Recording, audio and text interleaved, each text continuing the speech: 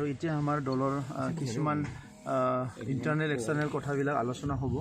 আৰু সেই আলোচনাখিনি হয়তো অহা 2-3 ঘণ্টা চলিব আৰু এতিয়া UPPL এটা শক্তিশালী দল হৈছে আমাৰ বিটিআৰ অঞ্চলৰ এটা আঞ্চলিকতা বাদটো লৈ পেলাই গতিকে সেই দলৰ চৰকাৰ গঠন অহাৰ পিছত কৰণীয় কিছুমান কাম আছে সেইখিনি কাম কৰাৰ কাৰণে আজি দলৰ এটা আলোচনা হৈ আছে আৰু মই ভাবোঁ আলোচনাটো ভালেই হ'ব আৰু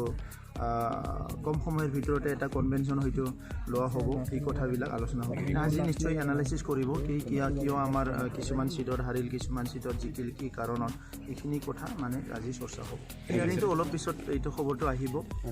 আমি হিয়াৰিঙৰ খবৰটো পাম নিশ্চয় পজিটিভে হ'ব আশা কৰিছোঁ ইলেকশ্যনৰ পিছত ফাৰ্ষ্ট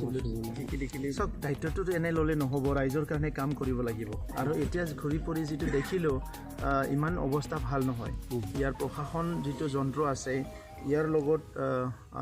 পাব্লিকৰ লগত বহুত দূৰত্ব বাঢ়ি গৈছে আৰু কোনো এটা স্কিম ভালমতে চলা নাই এইবিলাক লৈ পেলাই আজি আলোচনা বিলোচনা কৰি আছোঁ আৰু ফিজিকেল ভেৰিফিকেশ্যন কৰি আছোঁ চাই আছোঁ আৰু যিটো দেখিবলৈ পালোঁ যে ইয়াত বহুত কাম কৰিব লগা আছে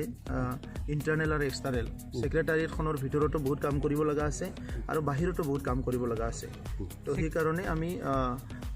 আমাৰ যিটো প্ৰচেছ আছে সেই প্ৰচেছখিনি সমাপ্ত হোৱাৰ পিছতে বাকীখিনি কাম আমি এটা কাউন্সিল বহি আৰম্ভ কৰি দিম ৰাইজৰ পজিটিভ এটা সঁহাৰি আছে ৰাইজে কাম কৰাটো বিচাৰিছে আৰু আমিও কাম কৰিবলৈ আহিছোঁ